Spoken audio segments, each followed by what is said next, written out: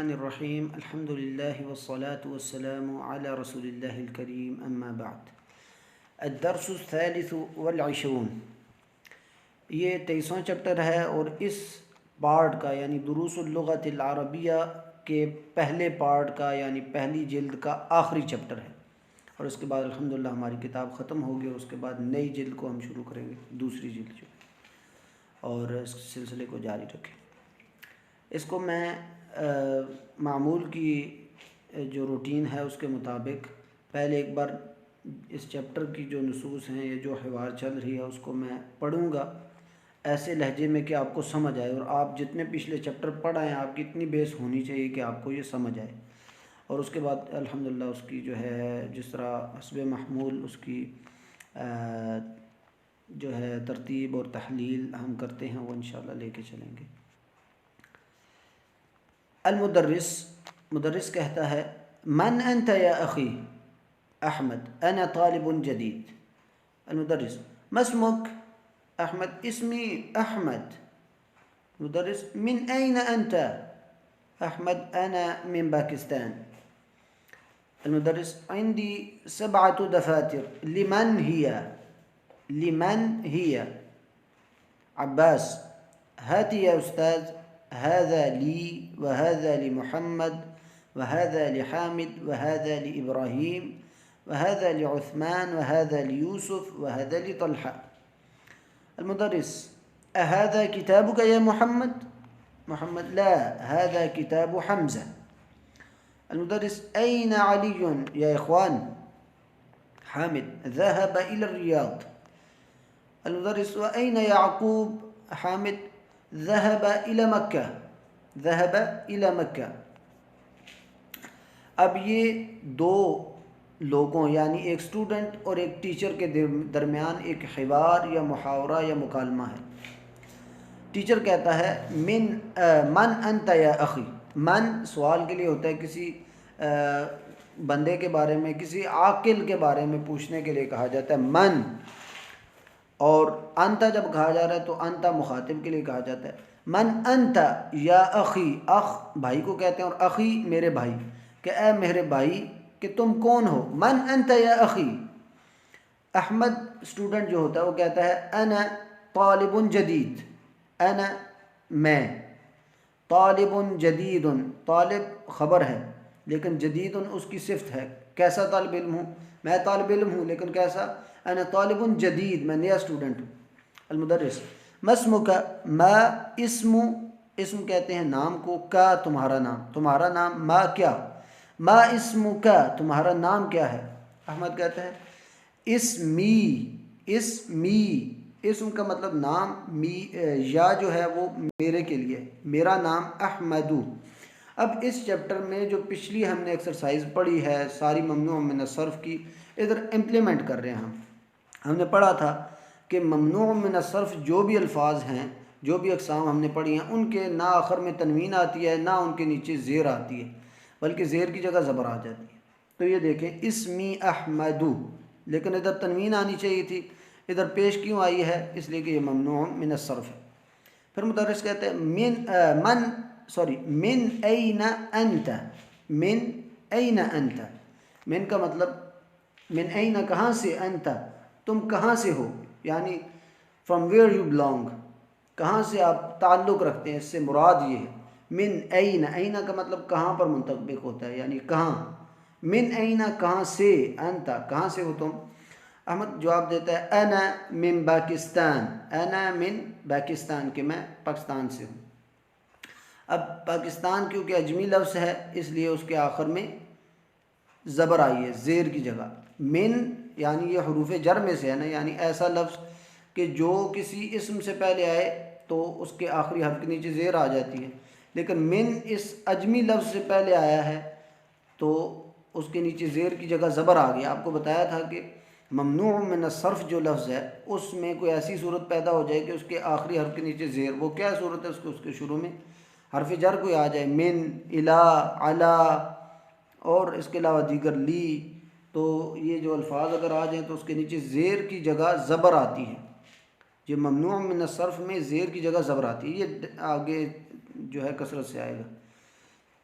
پھر مدرس سوال کرتا ہے، ٹیچر سوال کرتا ہے، عندی سبعۃ دفاتر، دفاتر دفتر کی جمع اور دفتر کاپی کو کہتے ہیں، میرے پاس 7 کاپیاں ہیں، سبعۃ دفاتر، دفتر واحد کو دیکھا جاتا ہے، دفتر کاپی ہے، مذکر ہے نا، دفتر اس کے آخر میں گولتا تو نہیں آ رہی، اس لیے اس کا جو عدد ہے اس کے عکس آیا ہے اور مؤنث کے طور پہ ہے، عندی سبعۃ دفاتر، لمن ہی، لمن، لی کے لیے کے معنی میں آتا ہے، لمن، اور من کا آپ کو بتایا کہ کسی کے عاقل کے بارے میں سوال کرنے کے لیے کہ یہ کن کا ہے یا کن کے لیے ہے، ہی جمع کی طرف اشارہ، آپ کو بتایا کہ غیر عاقل کسی چیز کی جمع جو ہوتی ہے اس کو واحد مؤنث سمجھا جاتا ہے، اور واحد مؤنث کے لیے پروناؤن کیا آتی ہے، ہی، لمن ہی، یہ یعنی ہی سے مراد دفاتر ہیں، یہ کاپیاں کن کی ہیں؟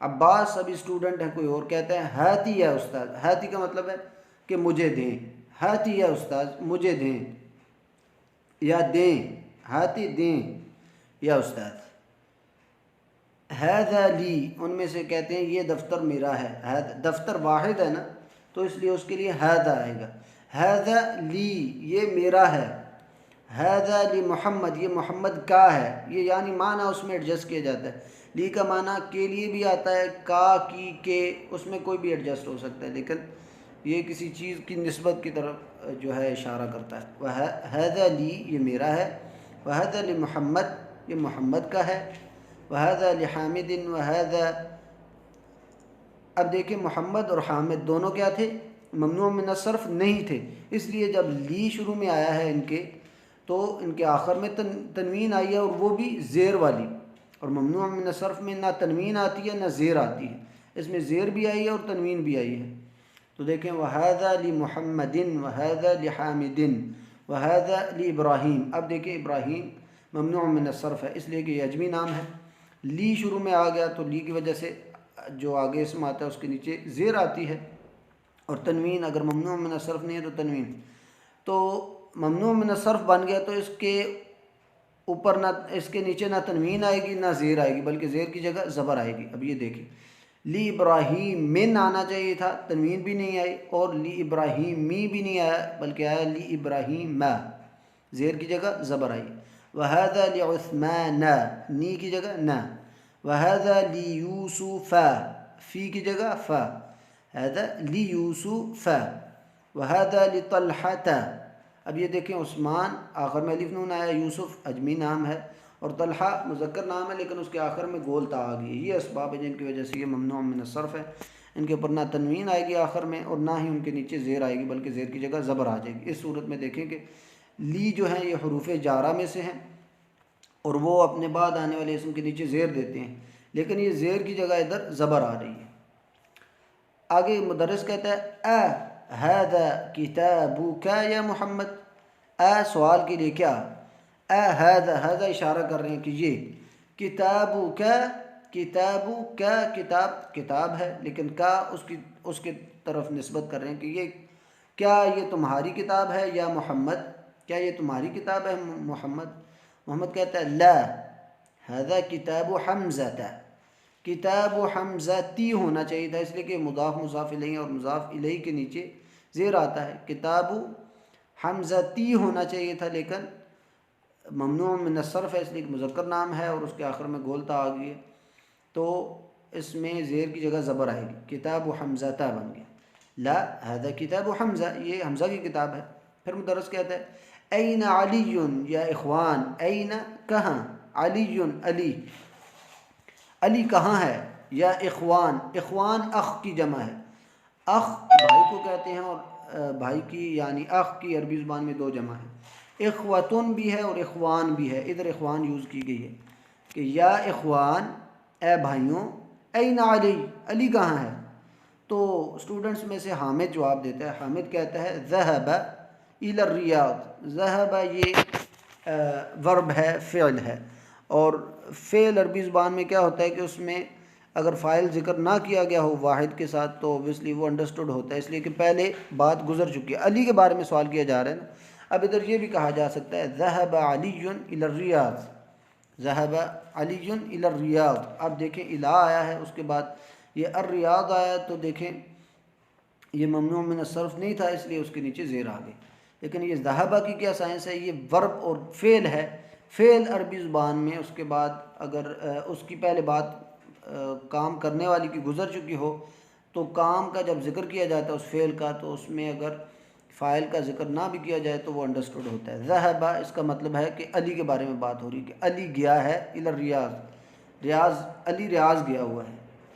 پھر مدرس کہتے ہیں وہ این یعقوب، اور یعقوب کہاں ہے. اب دیکھیں یعقوب بھی ممنوع من الصرف ہے، اس لیے اس کے اوپر تنوین دی ہے. حامد جواب دیتا ہے ذہب الی مکہ تھا، ذہب گیا ہے، وہ یعقوب کے بارے میں بات کریں کہ یعقوب گیا ہے الی مکہ تھا. مکہ تھا ممنوع من الصرف ہے کیونکہ یہ ملک کا نام ہے، سوری کسی شہر کا نام ہے، اور شہر کے نام زیادہ تر جو ہے عربی زبان میں مؤنث تصور کیے جاتے ہیں، اور مؤنث ہمیشہ ممنوع من الصرف ہوتا ہے. اس کے نیچے زیر کی جگہ زبر آئی، الی مکہ تی کی جگہ تا آیا ہے، ذہب الی مکہ.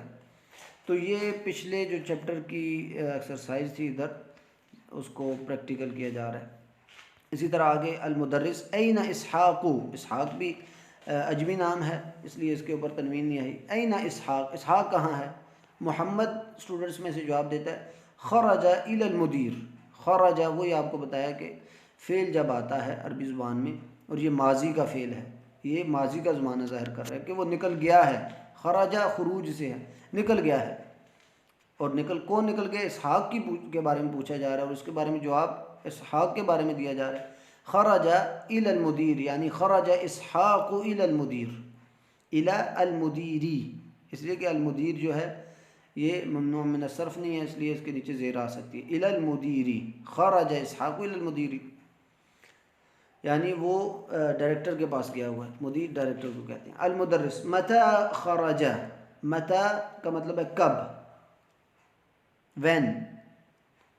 متى خرج، محمد جواب دیتا ہے آگے سے خرج قبل 5 دقائق.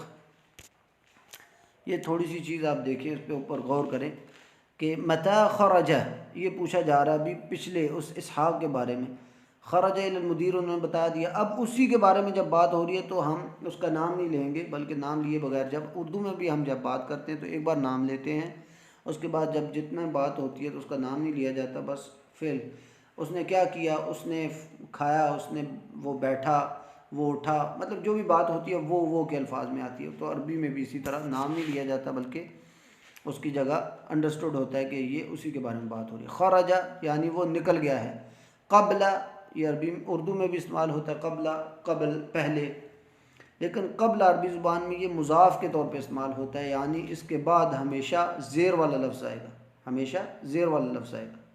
یعنی جو بھی لفظ آئے گا اس کے نیچے زیر آئے گی اور وہ مضاف الیہ کے طور پہ آئے گا. خرج قبل 5 دقائق، 5 دقائق. اب آپ کو بتایا تھا کہ یہ جو الفاظ ہوتے ہیں 5 یعنی 3 سے لے کر 10 تک، یہ بھی مضاف کے طور پہ آتے ہیں اور اپنے بعد آنے والے لفظ کے نیچے زیر آ جاتی ہے ان کے. لیکن دقائق یہ ممنوع من الصرف ہے، یعنی وہ جمع کی قسم ہے منتہی الجموع، اس لیے اس کے نیچے زیر نہیں بلکہ زیر کی جگہ زبر آ گئی. خرج قبل 5 دقائق کہ یہ 5 منٹ پہلے نکل گیا ہے. دقیقہ کی جمع ہے یہ دقائق، یعنی منٹس، 5 منٹس پہلے نکل گیا ہے. اب اس کی مزید تمرینات، اب اس کو ایک بار پھر پڑھ لیتے ہیں. المدرس من انت یا اخی. احمد انا طالب جدید. المدرس ما اسمك.